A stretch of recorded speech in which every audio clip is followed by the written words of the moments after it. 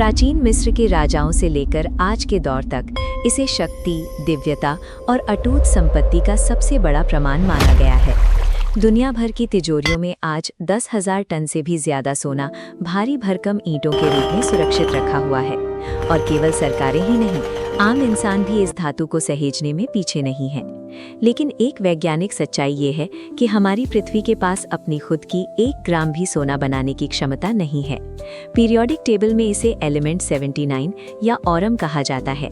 ये इतना भारी और घना है कि इसके निर्माण के लिए जिस अकल्पनीय ऊर्जा और तापमान की जरूरत होती है, वो पृथ्वी के कोर में भी मौजूद नहीं है। अगर पृथ्वी इसे बना नहीं सकती, तो जाहिर है कि हमारे पास मौजूद सोने का हर एक कण इस ग्रह का हिस्सा है ही नहीं। ये अंतरिक्ष से आया एक बाहरी तत्व है। ये जानने के लिए कि सोना आखिर आया कहाँ से, हमें अपने सौरमंडल की जन्म से भी अरबों साल पहले गहरे अंतरिक्ष में जाना होगा। जब अंतरिक्ष में कोई विशाल तारा अपनी उम्र पूरी कर लेता है, तो उसकी मृत्यु एक बेहद भयानक और ऊर्जावान विस्फोट के साथ होती है।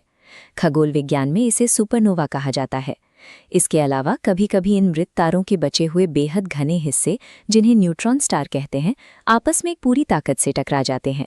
केवल इन 2 ब्रह्मांडीय घटनाओं में इतनी चरम ऊर्जा, दबाव और गर्मी पैदा होती है जो हल्की तत्वों को आपस में जोड़कर यूरेनियम, प्लैटिनम और सोने जैसी भारी धातुओं में बदल सके।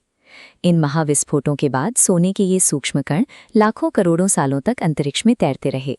वक्त के साथ ये उस धूल और गैस के बादल में जाकर मिल गए, जिससे आगे चलकर हमारी पृथ्वी का निर्माण होने वाला था। करीब 4.6 अरब साल पहले जब हमारी पृथ्वी आकार ले रही थी, तभी आज की तरह ठोस नहीं थी। ये मैग्मा का एक खौलता, उबलता हुआ गोला थी। इस समय एक बड़ी समस्या खड़ी हुई। सोना एक बेहद भारी धातु है।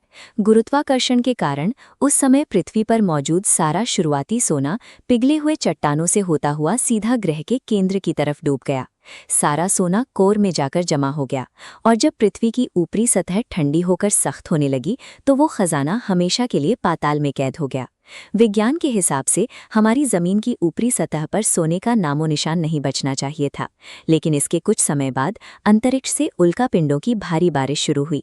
लाखों सालों तक सोने और अन्य धातुओं से भरे विशाल उल्कापिंड पृथ्वी की ठंडी हो चुकी सतह से लगातार टकराते रहे। आज हम खदानों से जो भी सोना निकालते हैं, वो पृथ्वी की अपनी उपज नहीं है। वो वास्तव में अरबों साल पहले गिरे उन उल्कापिंडों की चोटों के निशान हैं जो हमारी सतह पर जम गए थे। आज हम इस उल्कापिंडीय खजाने को कई तरीकों से निकालते हैं। झारखंड में बहने वाली स्वर्ण रेखा नदी इसका एक जीता जागता उदाहरण है। लेकिन नदी की रेत से आगे बढ़कर पृथ्वी की गहराई में छिपे सोने को निकालने के लिए इंसान ने विशाल खदानें बनाई हैं। कर्नाटक की कोलार गोल्ड फील्ड्स यानी KGF जैसी खदानों ने कभी भारत का 88% सोना अकेले ही उत्पादित किया था।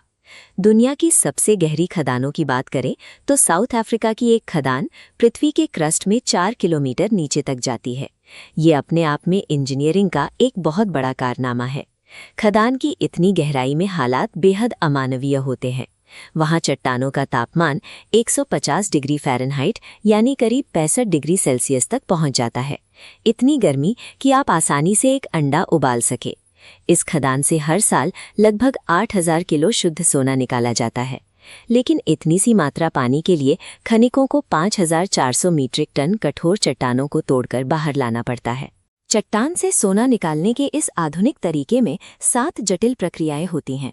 शुरुआत के 4 चरणों में भारी मशीनों और इंसानी हाथों से चट्टानों को तोड़ा और पीसा जाता है, और फिर 3 रासायनिक प्रक्रियाओं के जरिए शुद्ध एलिमेंट 79 को अलग किया जाता है। अगली बार जब आप सोने के गहने पहने, तो महसूस कीजिएगा कि आपके शरीर पर सजा ये टुकड़ा वास्तव में एक मृत तारे का अवशेष है। ये अरबों साल पहले अंतरिक्ष के महाविस्फोटों से पैदा हुआ उल्कापिंडों के साथ हमारे ग्रह पर गिरा और पृथ्वी की चरम गहराइयों से निकलकर आप तक पहुंचा है।